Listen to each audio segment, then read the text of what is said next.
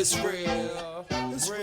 You know the deal. You know the deal. Come on. Hey, it's Shante. And I'm Natalie, and welcome to What's the Deal, where we focus on diversity, equity, inclusion, and leadership. What's the Deal is powered by the Norfus firm. We are an HR and DEI consulting firm. We work with clients all around the world to solve people problems. Part 3. We made it. I still have my set on too. You know, Shante had to get real business for this 3-part series, and I had to get real comfortable. We showing up as who we are today. Exactly. This is where our energy is today. Yeah. And so we've been talking about burnout, which is, again, sometimes a very controversial, but very relevant and timely topic. Right. And so part 1, we focused on our favorite shared language. What is burnout? Shante walked us through the fact that it contains 3 parts. Mm-hmm. It's energetic. Yes. It's relational. Yep. Connectivity is the second part. And third part is around performance. How are you showing up? Part 2, we really focused on you as a leader. What should you be doing when it comes to your own burnout or avoiding or mitigating burnout? Right. And now here in part 3, it's okay. So you know what it looks like, you know what it is. What do you do about it in your organization? Right. Because you still have to lead. So you still have to manage people, lead people, get work done, perform, create revenue, all the things that leaders have to do. But in this age of addressing burnout, in the age of quiet quitting, and also with the added component of diversity, equity, and inclusion, you have all those factors that you have to consider as a leader. What do you do to manage work and to increase performance or productivity, or at least get something out of people in this really, really challenging time? Yeah. And so I think one of the things that became pretty obvious to us, and again, I think we have a really unique perspective because of the fact that we're industry agnostic, right? We have clients in the for-profit, nonprofit space. Right. We have clients that are in the law, clients that are tech, clients that are in the arts industry. So the thing that's been unique about that, again, having spoken to like thousands of employees over the past 3 years, is you start to find the commonalities. Right. So even though people are doing different types of work, different places, different industries, there's certain things that have been consistent. And the burnout discussion has been consistent since the summer of 2020, when people didn't know how long they'd be working from home, right? Because if you remember, we in the beginning was like, you're gonna be home for 3 weeks. And you're like, wait, it's 10 weeks, wait, right? So people just the not knowing created a lot of fatigue. And what was clear then is that managers and leaders were not prepared to lead and manage remote workforces. And what we talked a lot about that, and like there was never any real effort put into making sure that leaders and managers were equipped to manage the shift from, for workplaces that were office based to working from home. Right. And so what we've seen is this compound effect. Things that are new, unheard of, right? Shifting people who might have gone in the office 5 days a week to working from home 5 days a week, to having their kids doing virtual work, to having dogs walk across Zooms, right? All the things that were happening, right? We're all in each other's business in ways we were never before. Right. It's like people just kept going, right? Like nothing was going on. Like we just still have to do this same thing. So what became really obvious, again, from across all these listening sessions, is that people really needed to stop and evaluate what good performance looks like now. And even 3 years later, you're still seeing people hold on to these old definitions, and they're old because the past 3 years have changed the world. These old definitions of what success looks like, the same go hard KPIs or OKRs or however you measure performance. Like we still got to do these same things, and it's like, but things aren't the same. So what's been your reaction to that? The mindfulness piece. We talk about it all the time. It always comes back to that. And you, like we talked about in the second episode, you yourself as a leader can't keep up with this pace. So how are you expecting others in your organizations to keep up with this pace? It doesn't make any sense. So, and I know you have to manage, projects and processes and how things fit together in the organization. but you ask this question a lot with our clients, which is what I love, is like, what are some things that can either be slowed down or paused or just cut out outright to give space for people to adjust?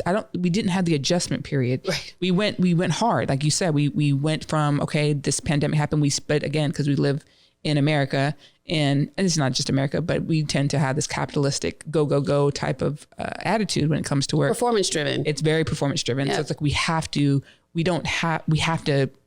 pivot quickly without really thinking about it, thinking it through. And there's an element of it that we didn't know all the things, right? We didn't know that this was going to last as long as we did, although we played ourselves thinking it was only going to be 2 weeks. We really tried it. That was the biggest weeks. joke of the century. Are you serious? 2 weeks? No. Yeah. Unless you live in Florida, and we didn't shut down at all, but that's a whole other discussion.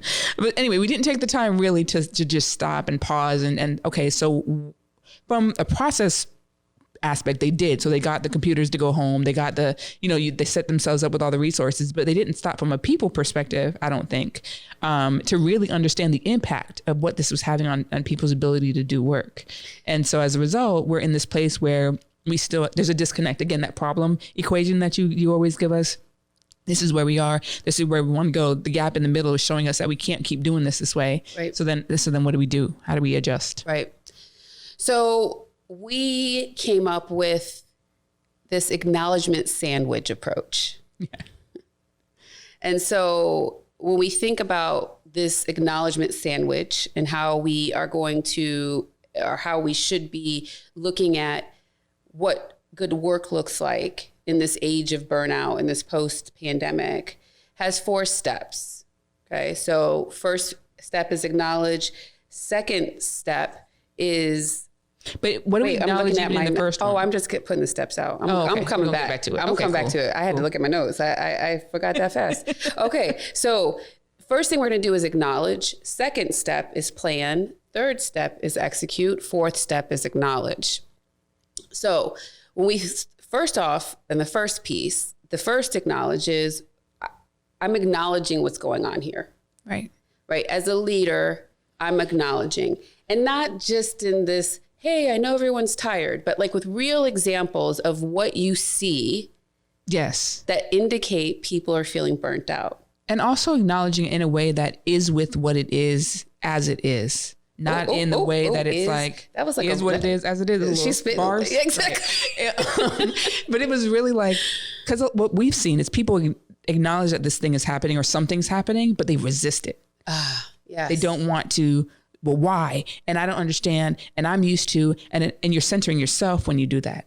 But what this is showing us, it's not about you. This is a thing whether or not you want to acknowledge it or not. Correct. So again, you want to fight, or you want to at least be there with it and say, okay, now that I get it and I'm here, where are we? To the point, the listening sessions, the observations, the things, really be with it and acknowledge it for what it is rather than what you would want it to be. Right. And so that gets that that acceptance piece that we talked about. We talk about a lot. Right. We talked about this a little bit in the first part of this series around, this idea when we were looking at quiet quitting, people don't want the things that you think they should want. Right. And so again, when we're hearing the responses to quiet quitting, other than people fiddling with and upset about the terminology and saying it doesn't make sense, comes from this place of resistance, of wait, no, you want to be successful and in this way. Right. In the way that I'm successful. Right. There's a great book called Inclusify. We actually have it right here, written by a professor at the University of Colorado. And she talks about the fact that when it comes to success, people are often looking for people who were successful in the way that they were. Right. So in the legal industry, you went to a top 20 law school. One of my old bosses, who's like a dear friend, she was always like, we both went to GW Law, which at the time was top 20 law school, amazing, great. And she's like, oh, that makes such a big difference. And we used to go back and forth about it. But it was like she saw something in herself with me, right? And one of the best mentors ever. But the reality is that we don't all have the same path to success, and what success means to us is not the same. Exactly. So when we're in this acknowledgement piece and this accepting of what you're acknowledging, it's that acceptance of everyone doesn't want what you want. So when you look at that first acknowledgement, it is really just being, like you're saying, being with it and understanding they're just facts. The facts. This is where we are. It is what it is. So once we get past that acknowledgement piece, we have to plan. And part of that planning is the assessment piece that we're always talking about. How much work can people really do well when we factor in all these onion layers that we've been talking about? The fatigue, the lack of motivation, some people's decisions that they're only going to do the bare minimum, whatever the job description does. Again, that's not new, but that's sort of newly being talked about again. What's realistic? So we talk to clients about doing capacity planning analyses. Right. There's ways in which you can do them pretty quickly. There's ways in which you can do them very detailed. But the reality is, because we got to talk about data. We gotta love a good piece of data. You can't get through this without talking about data. At least once. You cannot figure out how much people can do without assessing what they're currently doing, what you need them to be doing, and what time frame. Right. So the planning piece is really that capacity planning, like looking at what's realistic. And I think the what's realistic is so key here, because as all of us who've been part of goal setting know, you can create whatever goal you want to create. Sure. Yep. So there's always this idea that we have to, but you don't actually have to, because when you talked about in the second part of this, the choice, it's a choice. Right. You get to choose what goal you want to actually work on. And in identifying that goal, it's important to expand your view. So I think a lot of us, again, in going into this planning, we're doing it the same way we've always done it, but you can't. You have to factor in where folks are 3 years outside of this pandemic. You have to factor in where folks are in extraneous things that happen in their lives as a result of all the things that are happening right now. It's not a linear, like, I'm just going to do this one to one to one to one. It isn't that. We're dealing with people.